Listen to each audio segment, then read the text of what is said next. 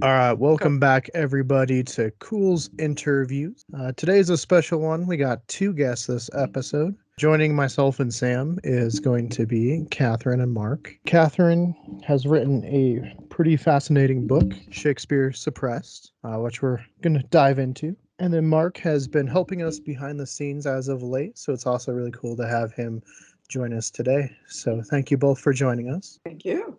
Glad to be here. And for the viewers that are just seeing you today, do you just want to introduce yourselves and your backgrounds a little bit? Sure. I'm Katherine Chiljan, and I have been studying Shakespeare for close to 40 years. and I'm particularly interested in the authorship controversy. There's a long-standing controversy about who was the real Shakespeare. And the controversy really got going in the 19th century, and it's been raging ever since with different proponents being proposed. So I got into it seeing a debate on television. And I saw an English professor debating Charlton Ogburn, who was saying that Shakespeare was really a pen name for the Earl of Oxford. So I was fascinated. I knew nothing about it and looked into it myself. I read Ogburn's book, The Mysterious William Shakespeare, which is a real classic book. And I've been trying to tell people about it ever since, and here I am. Yes, well, thank you for joining us. Mhm. And then Mark hosts a podcast, Nightlife. That's with Barbara DeLong. My show is Tuesday nights, usually from 10 to midnight. And I've also been very interested in the authorship controversy as well. And it's and here's I showed that to you last night. Here's the manuscript or the transcript from the front line. And down here is when it aired, April of '89. So that was like the first time I heard about it, and it really put the hooks in me, and I've I've been fascinated by the subject ever since. Yeah, I mean it's an interesting subject because obviously I think we all know like Shakespeare's plays. I mean, we get them kind of high school, middle school, all the plays you kind of read in your English classes, right? But it seems we know at least a lot more about his plays than we actually do about Shakespeare. Even if you are the proponent of the Stratford man being Shakespeare, you really don't know a lot about him, right? And so that's where your book's so interesting, Catherine, is you at least, even though you say perhaps you don't have the smoking gun, you have a lot of really good evidence that can lean one towards, Edward de Vere being, the actual Shakespeare. So we'll kind of dive into it. This idea, as far as Edward de Vere, it seems to have been around since J. Thomas Looney. Catherine, do you want to just describe a little bit about J. Thomas Looney? Yes, he was an English schoolmaster. He taught, I believe it was Merchant of Venice, several times to his students. And he had, of course, was very familiar with all the plays. And he came to the realization that the person who is right, the voice in the plays seems to be very different than what was known about the Stratford man. And of course, Looney lived in England, right? So, I'm sure I wouldn't be surprised if he visited Stratford on Avon. And it just, what was known about the Stratford man just doesn't fit with the knowledge and experience and this fascinating individual who wrote these works. It just doesn't match. And it really is all about evidence. And so Looney, however you want to say it, he compiled a list of characteristics of whoever the great author was. He did it like a detective. What do we know about him? Well, he knew the law. He knew the Bible. He knew astronomy. He knew, you can just keep going and going what he knew. He had a little bit problem with women. He kind of distrusted women. He had to have gone to Europe because he knows it so well. He made this whole list of characteristics. And so he looked at an anthology of English poetry of the period. And he tried to match the rhyme scheme that Shakespeare's first poem was in, Venus and Adonis. It's the very first time the name Shakespeare came into print. That was 1593. And he looked into this book of Oxford verse and tried to find someone else who used this similar rhyme scheme. And there were only two. One was an anonymous writer, and the other one was the 17th Earl of Oxford, Edward de Vere. So that got him going in the direction of the Earl of Oxford. And then when he looked into Oxford's biography, he just found so many life parallels, and he was the perfect candidate to fulfill all these characteristics.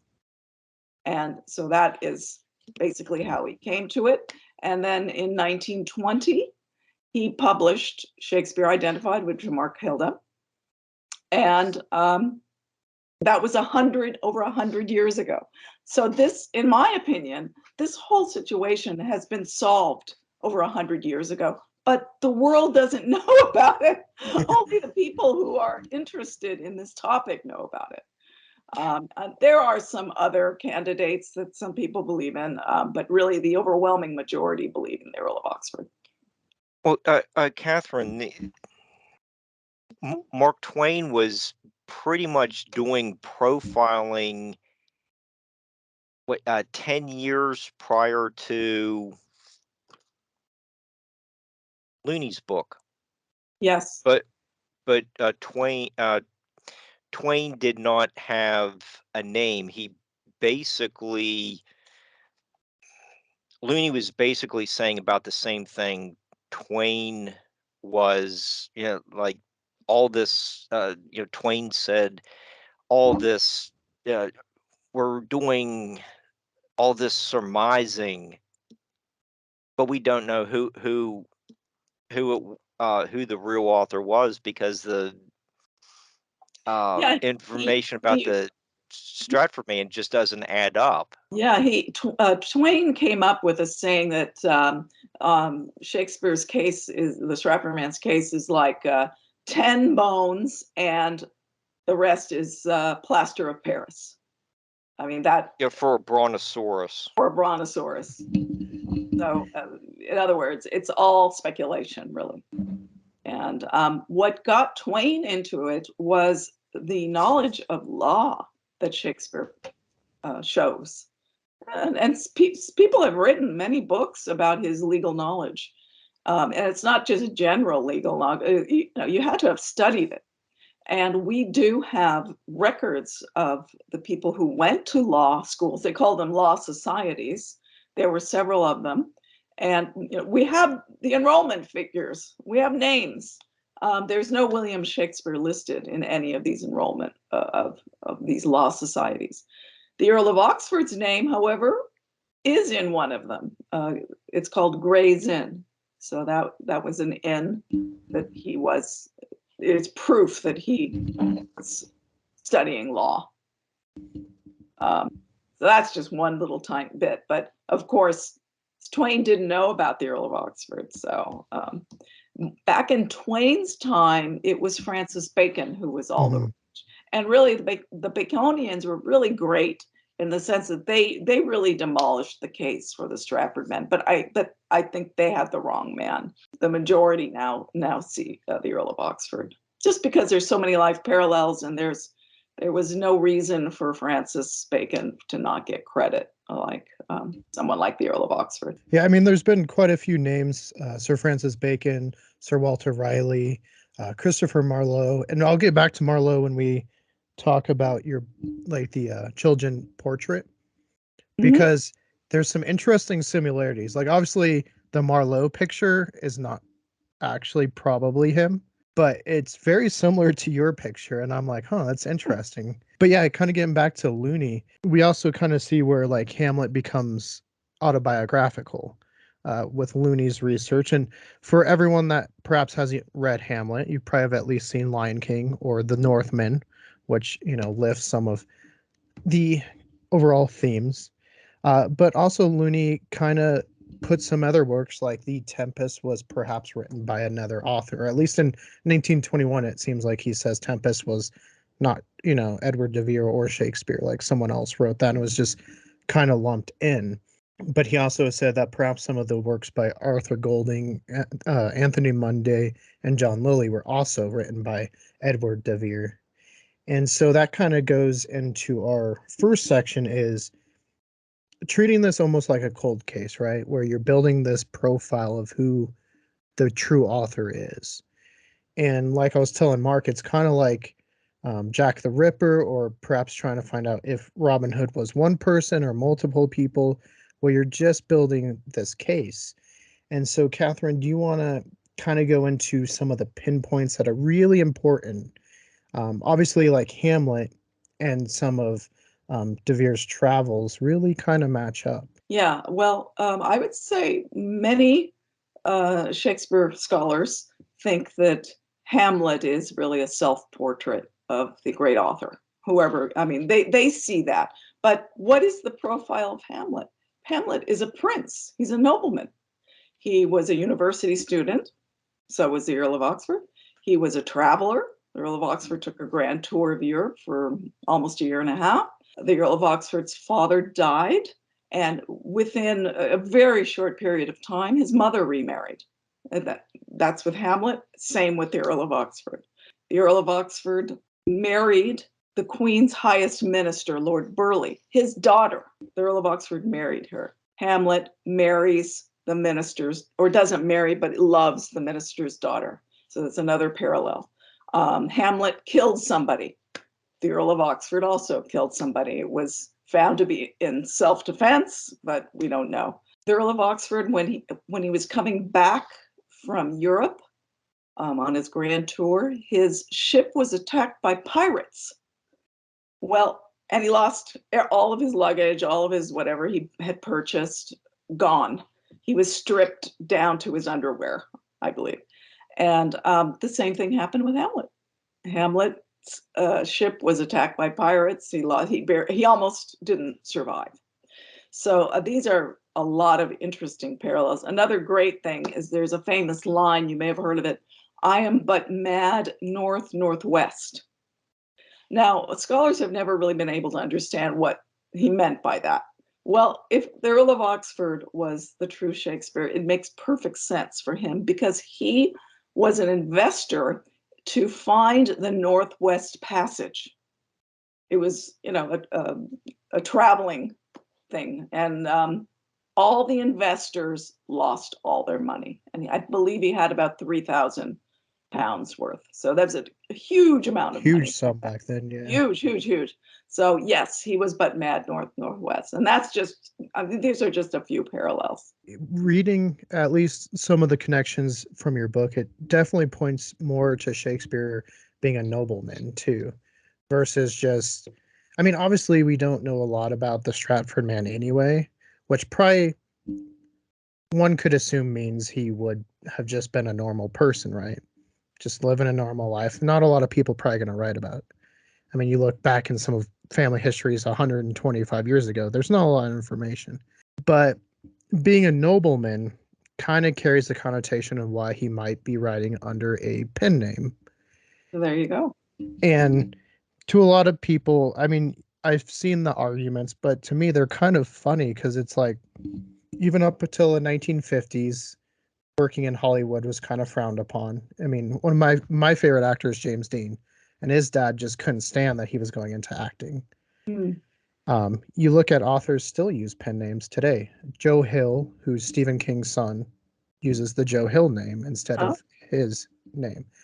So, do you want to explain a little bit more why it was frowned upon for the noble people? Yes. Someone in his position. Yes, it was frowned upon. It being interested in poetry or the drama during this period, if you were a nobleman, it was considered a frivolous activity. I mean, that exact word was used. That is not somebody of the high nobility that the Earl of Oxford was, should be involved in. He should be involved as being one of the Queen's ministers or judges or generals. That's where he rightfully should be, not dabbling in the arts, but obviously had a great passion with this. So, it was a little bit frowned upon, okay, but he still did it, but he did it anonymously. He didn't put his name to these works while he was alive. And that was, again, it was a social code to do it that way. We have another courtier poet named Philip Sidney. He was a knight, Sir Philip Sidney. His sister was a countess.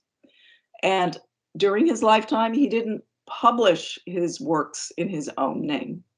But after his death, about 5 years or so after he died, his own sister, a countess, published his works with his name on it, and everything was fine. Also, her name was on it too. So, after death, it was okay. But there was some problem with the Earl of Oxford. When he died, no one said a word, and yet the Shakespeare works were very famous. All right, maybe people didn't associate him with Shakespeare, but he was an important personality, being the 17th Earl of Oxford. And he was well praised in his later years.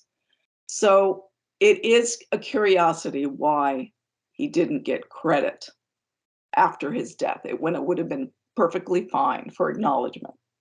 So that's what I get into in the last 2 chapters of my book. I try to explain why this happened. Yeah, and another perhaps reason too was like the whole kind of nature with him and Queen Elizabeth, and some of the more provocative texts, we'll say, which was written and definitely used when she was in attendance. So it's definitely an interesting take as far, maybe, especially back in those times, there's a lot different like rules and mindsets about people. There's some interesting stuff too when you look at like the Venus and Adonis, on like page 250 of your book. That one just seems very provocative in a way, like loose. This one? It's in Yes, yeah, and then also, like Mark and me were talking last night, the picture is intriguing because the hat just seems so out of place. Yes, that is a painting by Titian, and he died in 1576. So it's very possible that the Earl of Oxford visited him, because the Earl of Oxford went to Venice, where Titian's studio was. And anyway, there were 5 versions of this particular painting that Mark showed, and 4 of them, he doesn't have a hat, but the one that Mark showed, he has a hunting cap, or a bonnet, and that is referred to in Shakespeare's long poem Venus and Adonis.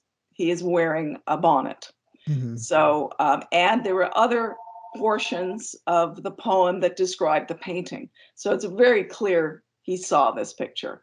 Back then, that version was in Titian's studio, and I believe it was with him when he died, when Titian died. So the only person who could see that particular version had to have visited him in Venice, and we know that the Earl of Oxford went to Venice. He used Venice as his base for him to go traveling to other cities in Europe. And De Vere was in Venice in 1575, according to Mark Anderson's book. Yes. Shakespeare by Another Name. And what do I have it? I think I have it underlined over here. Yeah. 1575. 1575. Yep. Yeah. The Earl of Oxford was in Europe in 1575 and 76. Yeah. He may have gone there in 1574. It's possible, but we don't know 100%. So, I mean, there's another qualifier for the person who wrote Shakespeare, with matching with the Earl of Oxford. And of course, with the Stratford man, there's no sign at all that he ever left England. And you needed, I believe you needed some sort of permission to leave the country. So none of that is recorded. Yeah, and we see a lot of like Italy in Shakespeare. A lot of really, Yes. really Or- fantastic detail, which either, if you have that much detail, either it's going to be fictional or it's going to be factual. And it seems like a lot of his detail is more of the factual detail, which then leads you to believe that he had seen it. Yeah, a wonderful book is by Richard Rowe called The Shakespeare Guide to Italy. And he spent his whole over 20 years going to Italy and trying to search out places that are mentioned in the plays, not the famous places, the like little nooks and crannies type of places. And it's a remarkable book showing that whoever Shakespeare was, he definitely was in these locations. And his just knowledge, deep knowledge of Europe, how people would get around in canals. And in one of the plays, they make a reference to being near a seaside, and they think, oh, well, Shakespeare got it wrong. There was no water there, but there were canals that are now gone. Mm. So I mean, these are wonderful, enlightening points. Just has no relevance to the Stratford man.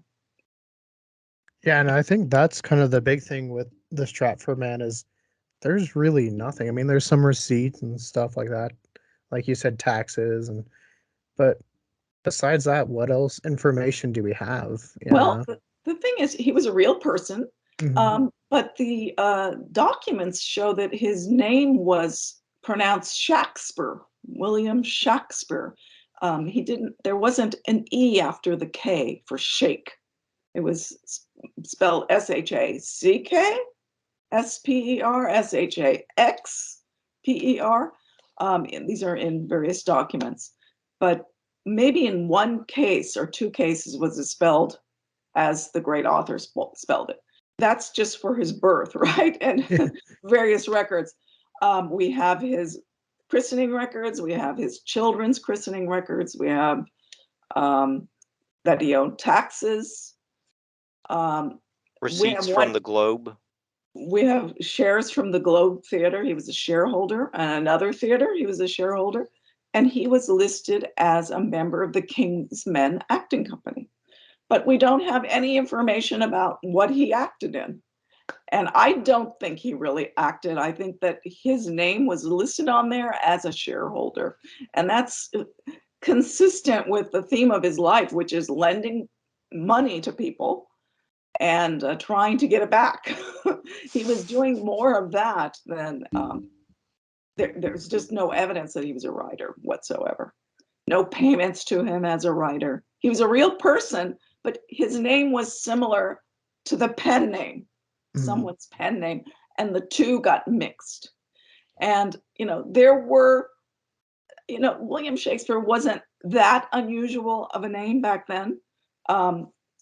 It is certainly conceivable that there could have been two William Shakespeares involved in the theater, just like there were two John Davies who were writers, who lived at the same time, popular writers.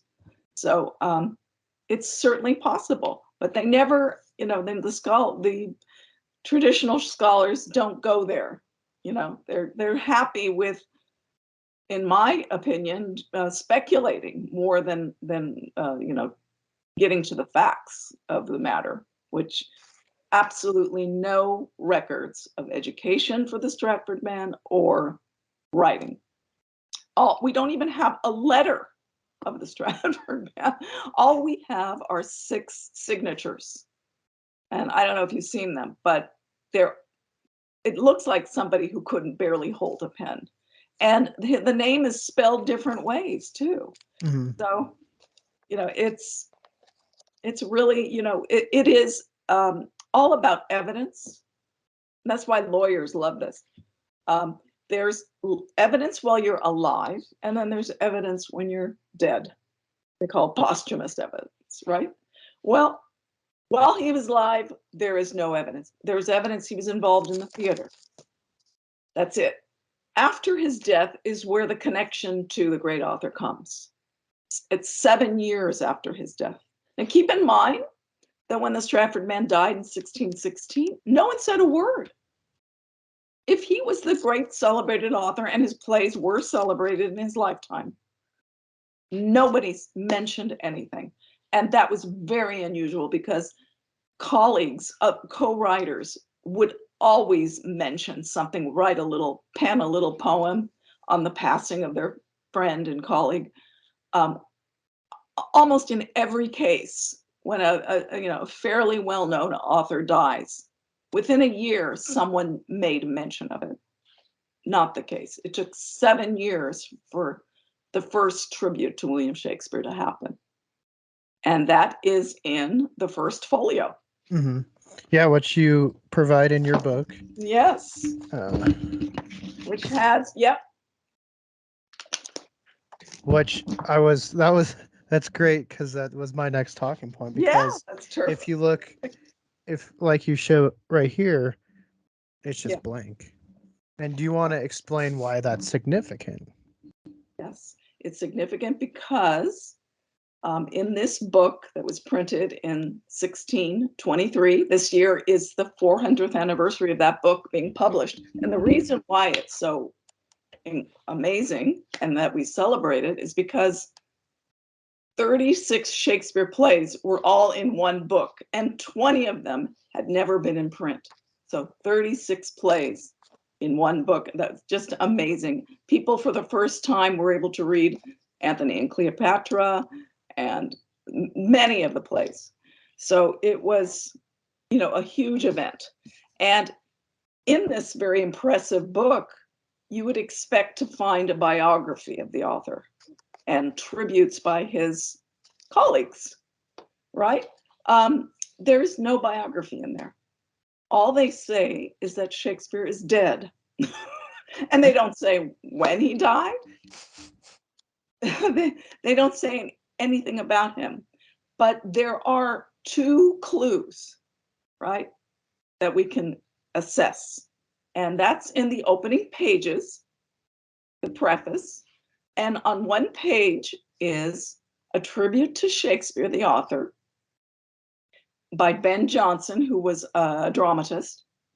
And he uses the phrase, "Sweet Swan of Avon." Sweet Swan of Avon, you may have heard it. Then you go a few pages later, and there's another verse by a fairly unknown author, writer, poet,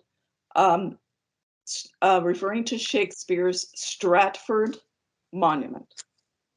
So Avon on one page, Stratford on another. It led people to believe that the great author was from Stratford-on-Avon. So it was from that point on that people started to go to Stratford-on-Avon, right? Meanwhile, before that time, no, it was unknown that the author was associated with Stratford-on-Avon. Even the town itself, the little town of Stratford-on-Avon,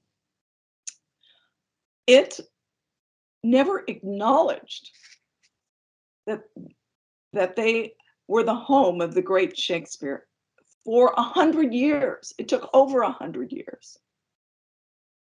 And keep in mind, too, that the Stratford man's neighbors, his daughters, and his granddaughter never made any mention that their father was a great writer. None of them. One of them, the one daughter's husband, was a doctor, and he went to Cambridge University, and he settled in Stratford-on-Avon with his wife. And he made no mention that his father-in-law was a famous person who was a great writer. And yet, in his surviving case books of patients, he mentions that Michael Drayton, who was a poet back then, he called him an excellent poet. Here's this huge absence, and all you have is Avon and Stratford Monument. And indeed, there is a monument in the Stratford-on-Avon church to a Shakespeare. And You can go there today and see it. And that's one of the, the conventional scholars think that that's evidence that he was the great author. Because if you look at the monument today, the effigy of a man holds a piece of paper and a pen. But that was not the original monument. That was a changed monument. We have documentary evidence by William Dugdale. In 1634, he made a sketch of the monument, and it showed a man without pen and paper, a man holding a sack. Like a farmer. Exactly. And the Stratford man's father was a wool dealer. So it very well may have been a sack of wool. And if that were the case, then more than likely the original monument, yes, the original monument was probably to his father. Yeah, so you can see the differences there between what's there now and what was originally there. Right. Yeah. So what does this sack of wool or whatever he is holding have to do with his career as a very popular author in his own time? Yeah, tell me about it. Right. And also in the first folio, that black and white image that we're all aware of, very famous. There's no indication there that this man is an author. There's no books there. There's no pen there. There's no, back then, poets were portrayed with laurel leaves, like victory, poetic victory in their hair or holding it. Not there. It's just a portrait of a gentleman, really. We don't know where that image came from because the Stratford man at that point had been dead for 7 years. So, where did it come from? I think it was actually a made up image, but, that's a question. Yeah, I mean, if you look at the picture, that Mark's holding up from the first folio, and look at what's on the monument today, they don't really look alike. No. And that's an interesting thing to me, because they look so different. It's clearly been changed, and in fact, they have records. They have records in 1622 that in the same area of where the monument is, it's on the wall. They were doing repairs there. They may have, they have made some sort of change, possibly. And then there are repairs in 1650 and in the 1700s. I mean, these are documented. It has gone through a lot of changes over the centuries. Okay, and in we can get to that in a second about the dark line under the chin here that is supposedly a mask, but over here with the accompanying poem, you do talk about the couplet at the end. What is the significance that you give to the line? But since he cannot, reader, look not on this picture, but his book. Right. I mean, this was a little poem, and it's opposite to that famous picture by Ben Jonson. And he's telling you, don't look at the picture. That's in essence meaning this is not the real author. You have to read his plays to know who he was. And as we mentioned before in the profile of the great author, it's very, very different to the profile of the Stratford man. Yeah, and I think another section that in your book you talk about, and I'll show a picture, is the sonnets, which came out later, and there's like shake and then spear where it's broken up, and yes. So we'll talk about that, and also because the sonnets do seem really important. 125 in particular seems to have some more clues as far as who Shakespeare was. Yes, in 125, it really kind of identifies the great author as a nobleman, I think. Yeah, so 125 reads, were taught to me, I bore the canopy with my extra to, or my Yes. with my extern the outward honoring, or laid great bases for eternity, which proved more short than waste or ruining. Have I not seen dwellers on form and favor lose all and more by paying too much rent for compound sweet, foregoing simple savior? Yes. In that sonnet, the line, were it aught to me, I bore the canopy, and Mark is showing us the queen being borne by 4 people holding poles, the canopy around Queen Elizabeth. So that's the only meaning of that term, were it aught to me, I bore the canopy. Bearing the canopy involves Queen Elizabeth during this period. It's like a portable throne. Yeah, there you go. Right. And whenever she was at various outdoor events, she would be sitting under a canopy like that. And to be among the people who would hold it for her as it's being transported, that would be an honor, right? But Shakespeare here, the great author, is saying, was it anything to me that I bore the canopy? Meaning, it means nothing for me to do that.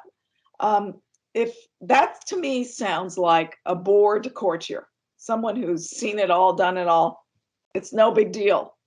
If the great author was a Stratford man, it would be, I mean, it would be a lifetime, you know, Once, yeah, it's like doing once in a something for the lifetime Pope or event. something. Yeah, that would pass from generation to generation.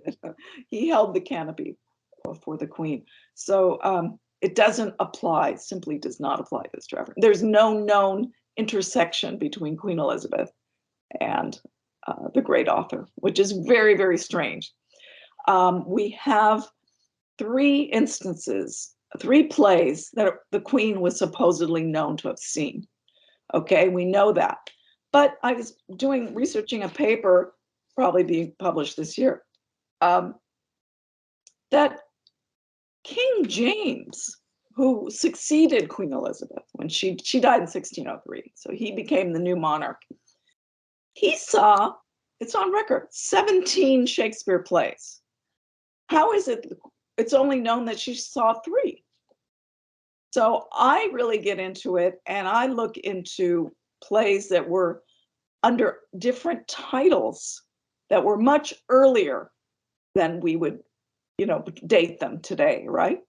And if you do that, she saw about 19 Shakespeare plays. So, which is incredible, because the only other author who had a lot of Shakespeare, a lot of plays performed before the Queen was John Lilly. Mhm. He wrote 7 Shakespeare. I keep saying Shakespeare, sorry. You're good. 7 court plays. 7 court plays. So Shakespeare did about, I would think, in my estimation, 19.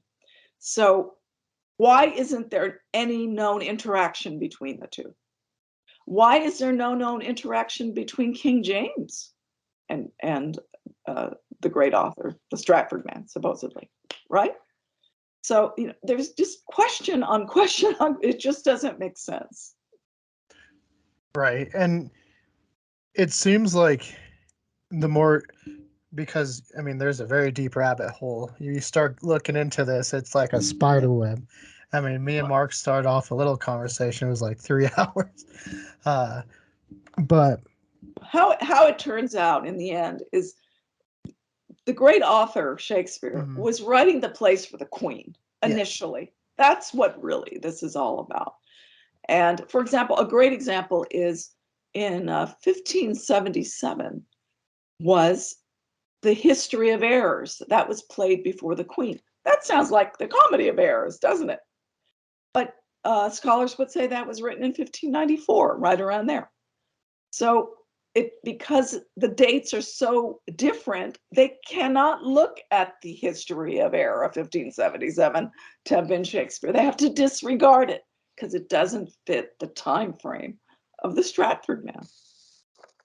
Yeah, and so going That's into your book as far as time frames, what you're kind of saying is the plays are probably at least 20 years older than what we think they are, yes, from the yes, like mid to late 1570 or yeah, 1570s.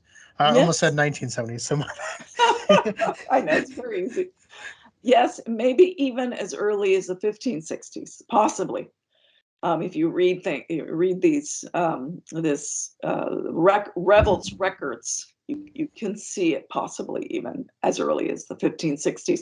And of course, they think the Stratford man started writing in 1590. So that's a huge difference. But they don't know when he started writing. They don't. They just see a record of him being in London in 1592, right? Before that, what do they call it? They call all those years the lost years. They have zero evidence of anything about the Stratford man. So they throw their hands up in the air. They don't know. So they throw in all sorts of speculation of what he was doing. Um, I think he was just loaning money and helping his father. His father was a glover, a wool dealer, and his father was also a moneylender too. Mhm. So, And like you said, perhaps he was filling the role of like a producer in today's terms, producing some yeah, of these plays and or in my opinion, a Mhm. financier, because the first record that we have of the Stratford man in 1595, he was one of three people allowed to receive money from a performance before the Queen. So his first connection to the theater was about money, handling money. And so I think it's perfect. 1592, he was loaning money to somebody in London. So that is the very earliest record we have of him in London. But the first theatrical record was in 1595. Keep in mind he was 32 or something at that time. So I mean that's the first record. What's he doing before that? well, and like you said, it seems a lot more like the actual authors writing about like having one foot in the grave, as we would say it, right? Talking about death a lot. And does that fit what people say of William Shakespeare, if we want to say it like that? Yeah, some of the sonnets, he's greatly concerned about, death. That's very much on his mind. And we tend to think that he was writing a lot of these sonnets, in his later years. Yeah, my glass shall not persuade me that I'm old. Right.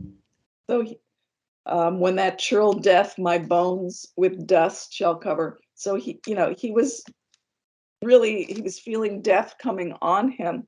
In 1609, when the works, the Shakespeare sonnets were published, the Stratford man had at least 7 more years to go. So it's very unlikely that he was dying in 16 before 1609, when the sonnets Uh, came out. okay. Yeah, because So like in Sonnet 77, I mean, there's the line of mouth graves will give the memory. So he's already like talking like, the graves are going to tell who I was like. And so that definitely seems kind of odd. yes, yes. So We're talking about these more autobiographical sonnets, but our high school English teacher is telling us that this 34-year-old guy right out of the country living and being a country bumpkin just kind of cranked these out the moment he arrived in London. That 34 and being on death's door really don't go together. it's another anomaly. And bring up the sonnets, you also showed the title page with the hyphen, Mhm. shake hyphen spear. And that was an indication whenever there's a hyphen that we're talking about a made up name. So, that lends itself to the idea that we're talking about a pseudonym, and the true author was writing behind it. The sonnets also in the dedication, there's a reference. It's not Shakespeare himself writing it. It's somebody else. It's the printer. And he calls Shakespeare our ever-living poet. And of course, right off the bat, you can see ever is Evere, Edward de Vere. De Vere. It's a play on the name, ever, Evere. Okay. But the important point I'm bringing up is that ever living was a reference to someone who was dead, who's dead and whose works will live forever. That's the context of the term ever living. But the Stratford man in 1609, when this book was printed, was still alive. So I don't see how scholars can get around that. Also, 2 years prior, in 1607, a man named William Barkstead, he wrote a long poetry work, and in the final lines, he talks about Shakespeare, and he calls him the neighbor to the Muses. Now, the Muses were the goddesses of the arts, and they were immortal. So he's calling Shakespeare the neighbor of the Muses, the neighbor to an immortal person. It means that he's dead. He also is immortal now, no longer mortal. Mhm. So it's another, and I have this in one of my chapters, the contemporary comments about Shakespeare that scholars today don't know about, or they just ignore them. So they tell a different story than what students of Shakespeare are getting from their various teachers or professors. Yeah, and it seems like there's a few different camps in this. Obviously, you got the people that think Shakespeare is who we always thought, right? And they think it's Stratfordian. But then on the other side, there's the people that obviously don't think it was who we think of as Shakespeare. But that's where it kind of gets murky because outside of just Oxford, you got like Marlowe and stuff like that. And do you think that kind of muddies the waters as far as clearing up who it really was? You mean having a lot of other candidates? Yeah.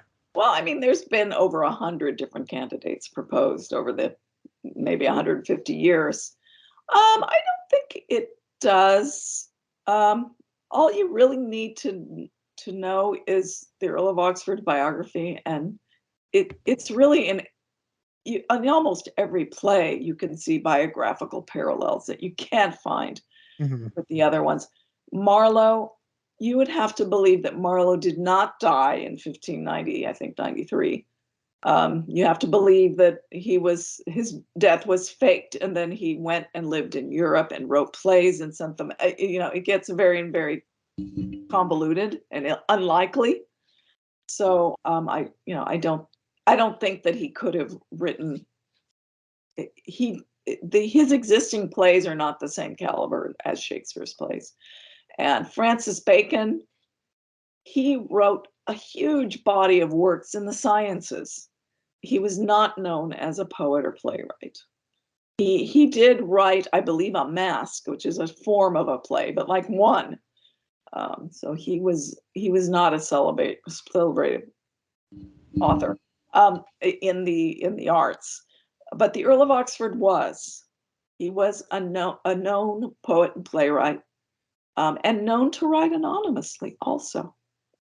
And with all the biographical parallels, the idea that the name was a pseudonym because of the description of spear shaking, that was jousting. Spear shaking is jousting, and the Earl of Oxford was a champion. He won 2 tournaments at jousting. So everything, it fits him like a glove. I mean, we don't have smoking gun evidence. I think one day we will get it at some point when we can find the Shakespeare play manuscripts, which are still missing to this day.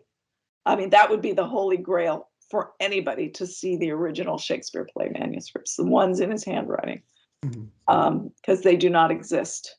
What we're reading today is 400 years of scholarship. People over the 400 years trying to make what we've got make sense, because most of the plays are incomplete or the words are wrong.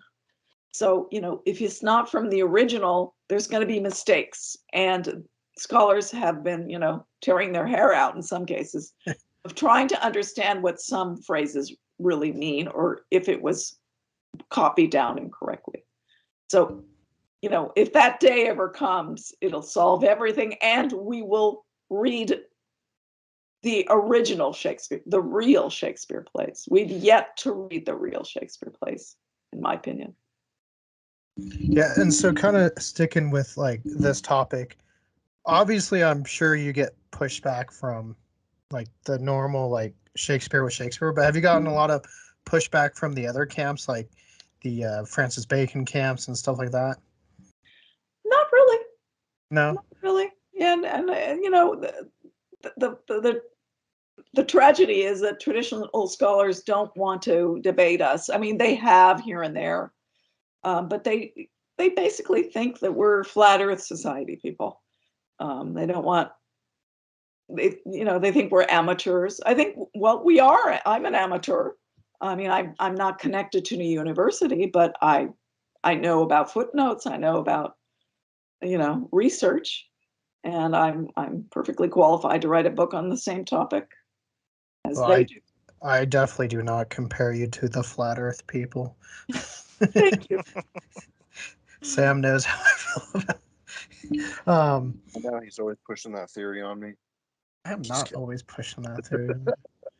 We do have people pushing that theory out. They have like pamphlets out to us and stuff.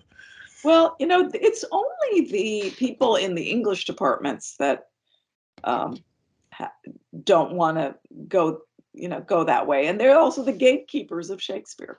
So it's kind of a hard, fortress to break through. But there are some organizations that are making ground.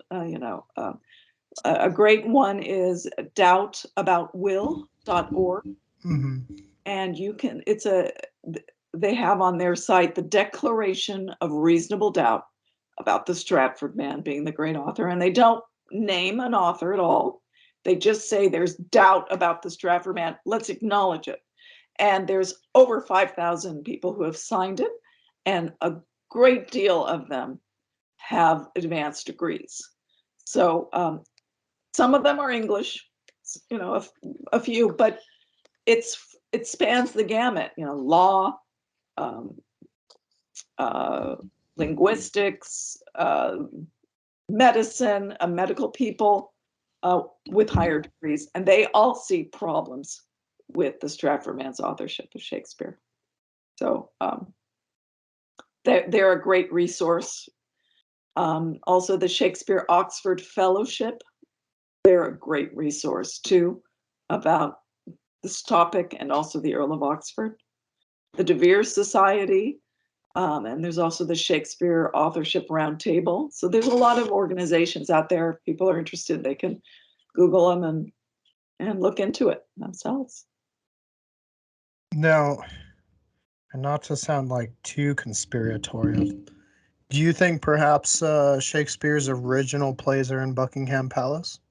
It's possible. I don't know. I have no idea. I tend to believe they're buried somewhere. So there's no control over, Over where? when. I think one day they find things in England in walls, like church walls, all the time. So, maybe it was. They find kings in parking lots too. That's right. That's right. They found the bones of Richard III.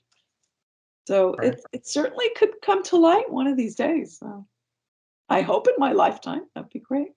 Yeah, no, this is a fascinating, like I said, almost like a cold case approach. Like when you read like Jack the Ripper, it's like profiling who could have been it, and then there's so many suspects, kind of like this one. But with yours, there's a lot more like, okay, this matches, this matches, this matches. And another fun thing is obviously this is the picture on the front of your cover. Yeah. But this picture, you have this picture, correct? Yeah, I own that picture. It's a Yeah. 16th century portrait. Is this And is that the that's right the one? same one. That's a fuller version of it. Yeah. And I believe it's the Earl of Oxford for many reasons. He resembles his other pictures.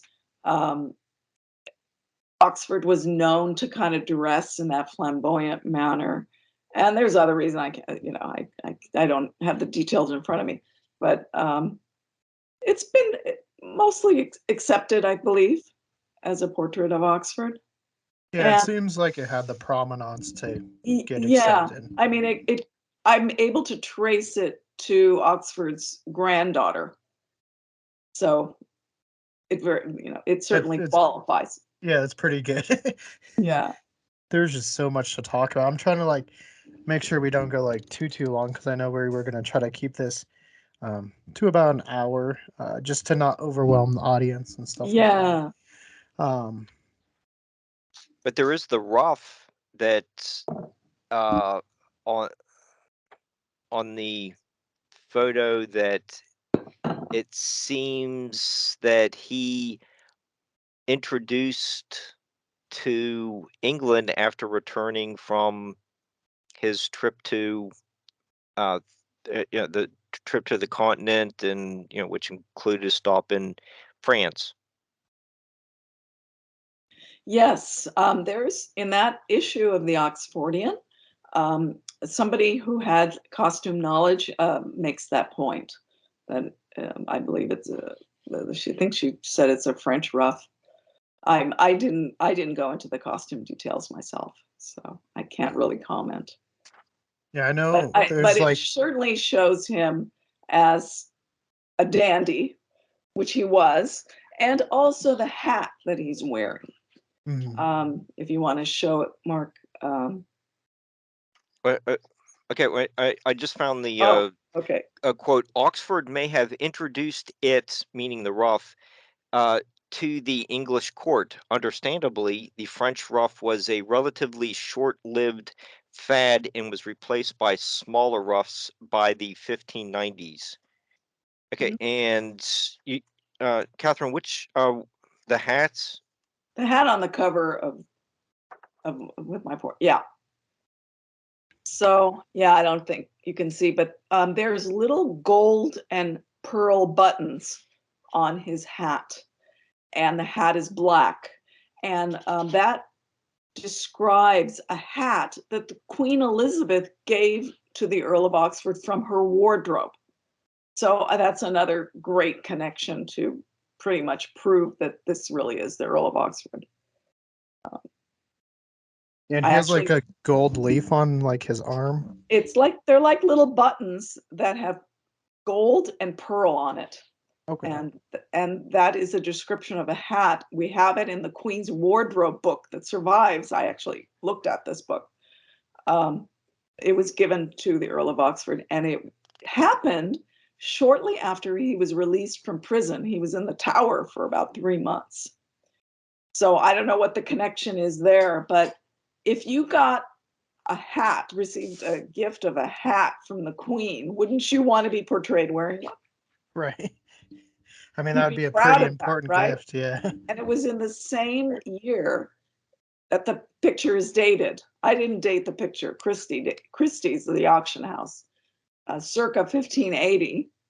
And the Earl of Oxford received this hat in 1581. So it fits perfectly. No, I think the story of like the whole like picture and like going through the promenades and all that is almost as entertaining as like who Shakespeare is, because there's so much work behind that. We know because we do a lot of Billy the Kid stuff. Anytime someone brings up Billy the Kid, there's so much work and provenance as far as, is that picture really him or not? So Oh, yeah, it's fascinating too because like you've done a lot of work to find this information, but you're not given a lot of credit for it, like in the wider like mainstream, I should say. Yeah, because, again, the mainstream, when they want to get an opinion about this, say someone in the mainstream media is interested in this, what do? They go directly to an English professor at a university, and they ask him, "What do you think about this?" And they say, "Don't believe it. They're cranks," or something like that. And so then obviously nothing happens, right? And this happens time and time again. That's what it appears to me. But the people they're asking have a vested interest, really, in keeping the status quo. So that's why things don't change. But I think the internet is creating a lot of new awareness, and so I've been doing a lot of these podcasts to share it, because I think the people are missing out. The ones who really like Shakespeare, they're missing out, because right now, if they want to read a biography of Shakespeare, they're not getting anything. They're getting mostly speculation.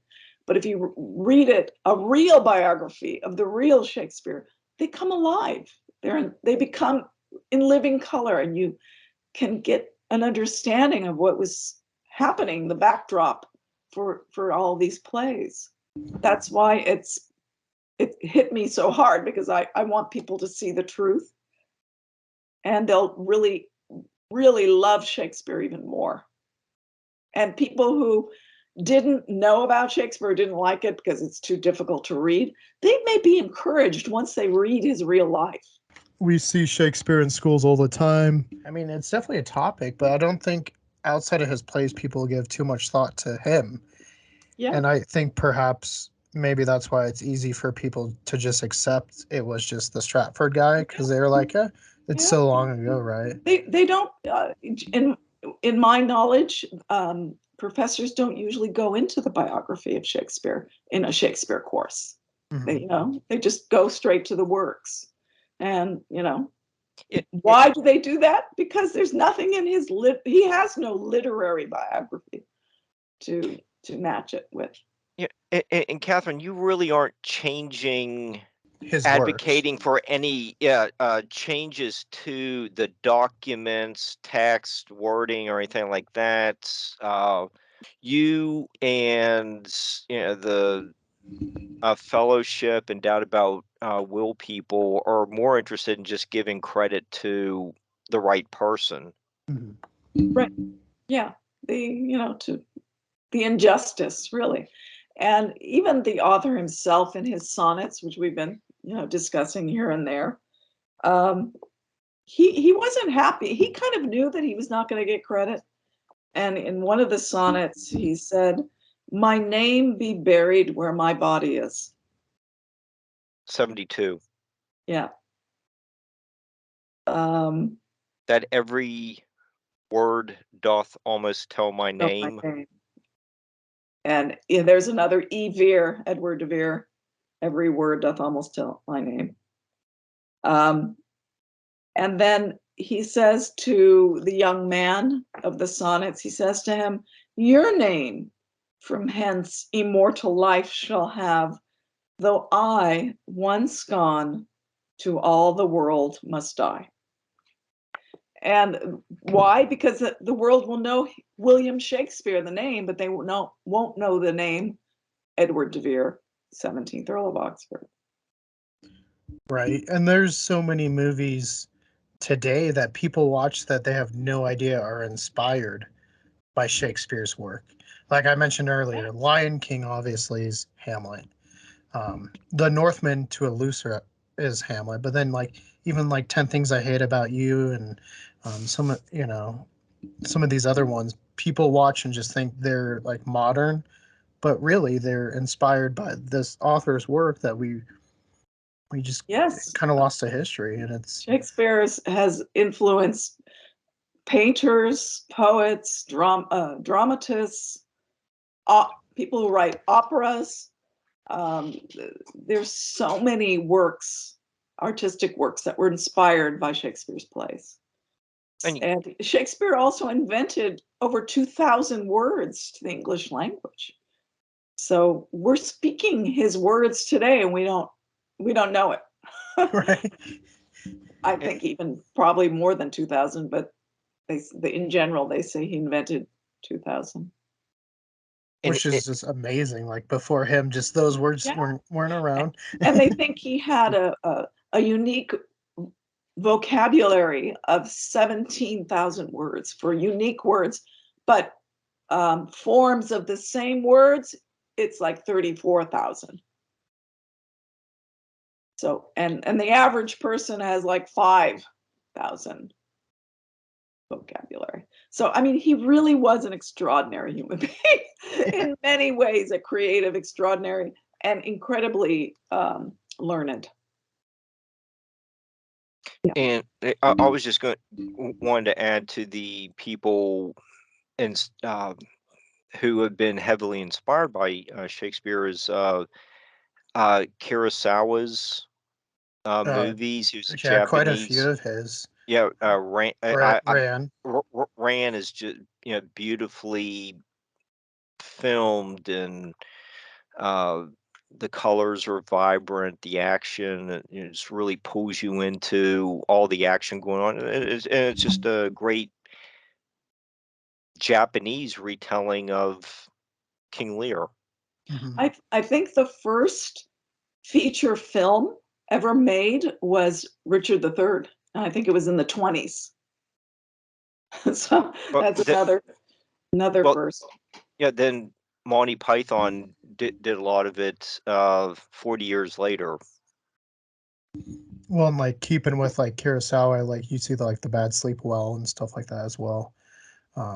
Which Kurosawa is like one of the greatest directors of all time. So to see him inspired by these classical works, yeah, it's amazing. And then I mean we've seen movies kind of hinting at like the Shakespeare stuff, like Anonymous. Yes. But you have some more connections with Anonymous than perhaps some of the rest of us, right? Like you've met Sir Derek Jacobi. Yeah. Oh, yeah, he has a copy of my book, and he praised it. Yeah, and he was in that film, of course. And he is 100% Oxfordian. And he's part of the De Vere Society. So in England. So yeah, a lot of Shakespearean actors are involved in the controversy, like Mark Rylance. A lot of people in the Anonymous movie were interested in it too. So. And Alexander Waugh has a lot of English literary connections. Can you explain what he brings to the Oxfordian research? Alexander Waugh, he's the grandson of Evelyn Waugh, who wrote Brideshead Revisited, which became a very popular miniseries in England. He's done terrific research, Alexander. And he's done a lot of videos too. If you Google him, you can see them. But he discovered that Avon, the phrase "sweet swan of Avon," Avon was actually an old name for Hampton Court Palace, which is where many entertainments were provided for royalty. So you could also read that phrase as sweet poet, swans were known as poets, sweet poet of Hampton Court Palace. So, how come, who would be allowed to, be the entertainment at Hampton Court Palace? And I mean, it certainly wasn't the Stratford man, as far as we know. Right, yeah, it's going back to like, would just somebody working the farm just be allowed into the palace? Right. What do you think it is about like England where you have so many of these mysteries? Obviously, like who was Shakespeare, and then who was Jack the Ripper, who was Robin Hood. Like, what is it about England, do you think, that crafts these? That's a really good question. I honestly, I don't know. I don't know. Well, I mean, they're, starting, I think, a lot with Shakespeare. I mean, they had a lot of great thinkers and writers and artists from 16th, 15th, 16th, 17th, and 18th century, the 19th. Otherwise, Mark, do you have an opinion? I don't know. It just seems to be in the blood. It's like Irish bards and things like that. It just, the weather's so terrible. You have nothing else to do but sit inside and write things or play your bagpipe or something like that. Right. Hey, according to some, sitting at those pubs could give you quite the education, right? That's right. That's right. I mean, some professors or some books of Shakespeare biographies will say that he got all of his education and learning from going to the Mermaid Tavern. And he picked up, rhetoric, Italian, Greek, ancient Greek, just by hanging out in the taverns, So you're telling me my college professors were wrong. That I could have gone to the bars. I could have learned this Why part. do you need to Not go in to America, Keegan. I know taverns are very different. Do you want to talk about a little bit about like New Place, or where they like say the home of Shakespeare was? Well, the person to really ask, is Alexander Waugh and his videos. He really gets into the nitty gritty. That these mostly are fraudulent. They're not what they say they are.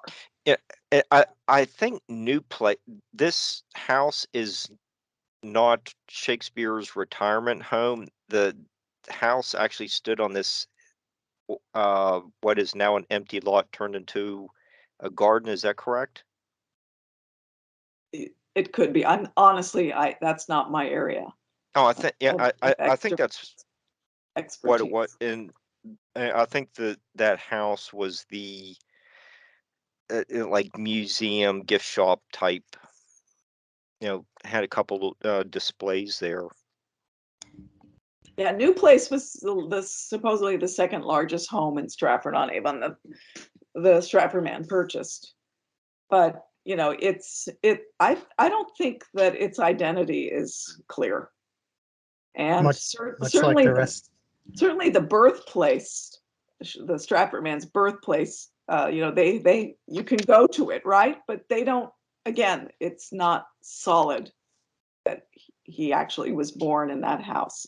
In fact, if you look at Alexander's videos, I believe it was totally remade. It's not original, but Not original at all. Don't quote me. It's a major tourist attraction, though. Yes. Right. I mean, hey, if they can make a buck. I mean, so we've talked a little bit about the sonnets, and we've talked about Hamlet. Do you have another work that you think's really important, or perhaps your favorite of Shakespeare?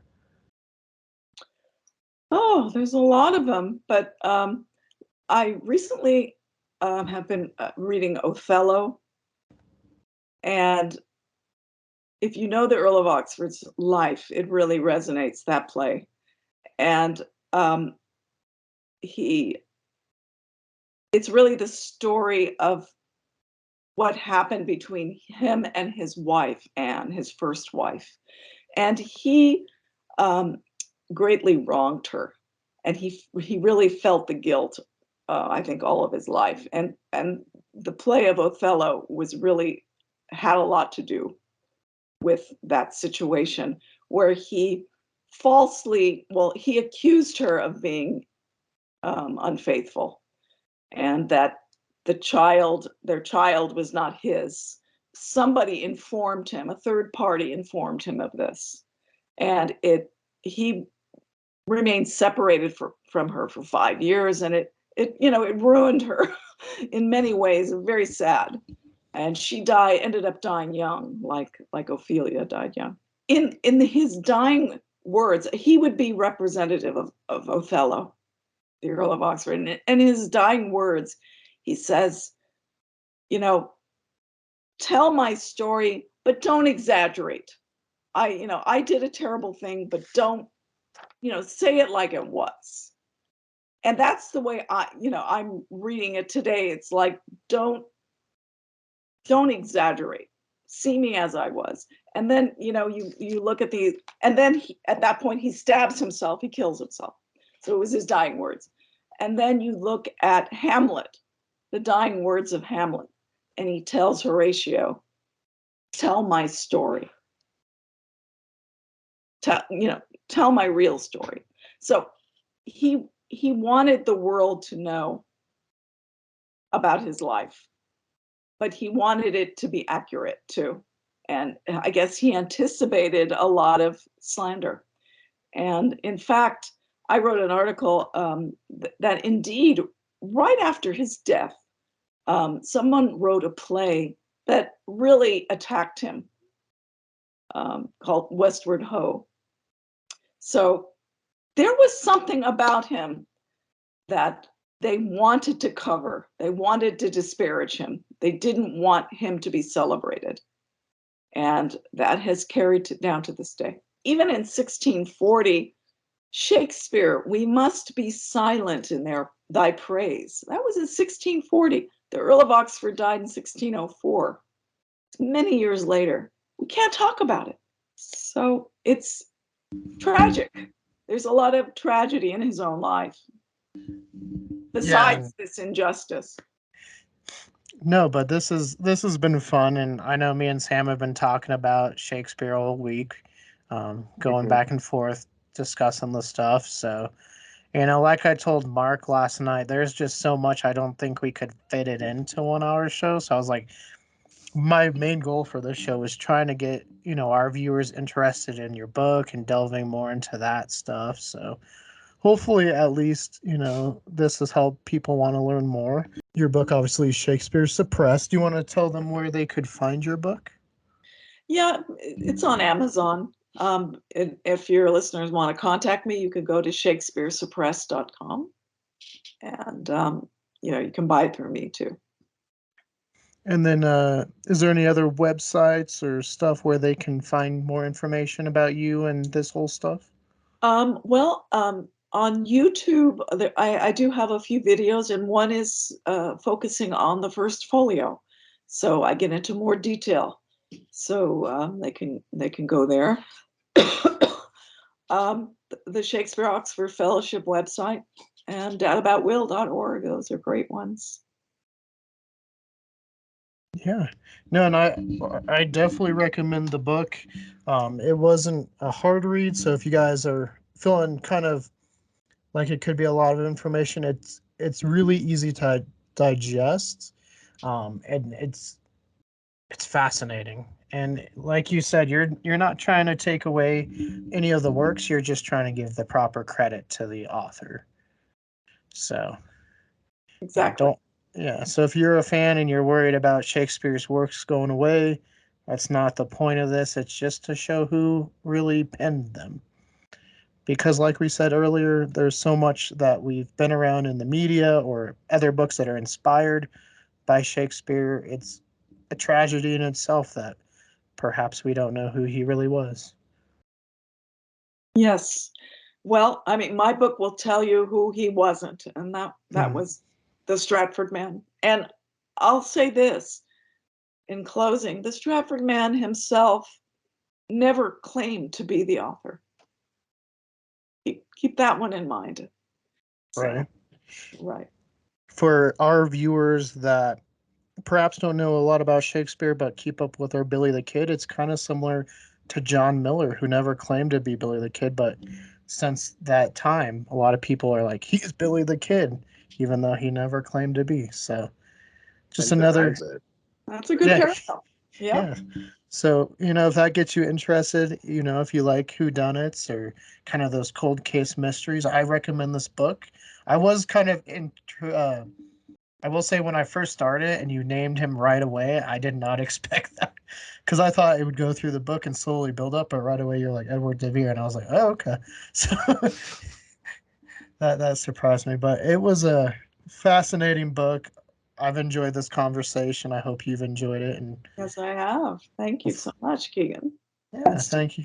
Thank you Sounds for so. yeah, thank you for joining, Mark. Thank you for helping us connect, and hopefully we can have you back. We'll delve into some of your other works, and then maybe go a little bit more in depth now that the viewers have a chance to go read your book for themselves. Okay, well, appreciate you reading it. I appreciate being on your show. Yeah, no, I'm so happy we were able to cover this. When Mark sent me some ideas, this was one that I was really intrigued about. I knew it was going to be a big one because obviously there's a lot of information, so I wasn't quite sure how to go about structuring it. But reading your book and talking with Mark kind of gave me a good basic outline so that we could get more people interested in it, and then hopefully we can come back and go more and like sink our teeth in. Yeah, I definitely Okay. got more intrigued by it because, Mhm. I Yeah, came in not knowing what to expect, and it's definitely more intriguing now. I'm more curious, I should say. and there was a flow chart that we kind of followed, and it made sense. It wasn't too much of an avalanche of information, but I think there's so much really neat. Catherine's Prospero stuff is really fascinating too. We ought to set that up for uh, later in the year, September or so. Yeah, for sure. Well, we I thank you guys for joining us tonight, and like I said, I hope to see you guys soon. And I'll get a review up of the book on our YouTube channel as well here in the near future. Marvelous. That's really Yeah. nice of you. Thank you. Yeah, well, like I said, I really appreciate taking time out of your day to join us. So, Okay. well, you guys have a wonderful night, and we'll talk to you soon. Thank you. You too. Thank you. Thank you. Again, I want to say a big thank you to Katherine and Mark for joining us on this latest Culz interviews. It was a wonderful time, and both Sam and I enjoyed it. Like I said, make sure to go check out their stuff, obviously with the shows that Mark does on Nightlight, as well as obviously today's talking point of Shakespeare Suppressed by Katherine. I will put all her links in the description below, but I do highly recommend it. It was a fun read, and I think you'll learn a lot. So make sure to go check it out, and until next time, if you want to see more Culz interviews, click that link to your left. For more about what we're doing here at Culz Paranormal, click that link to your right. And don't forget to hit that like and give us a subscribe. And let us know, who do you think wrote the Shakespeare plays?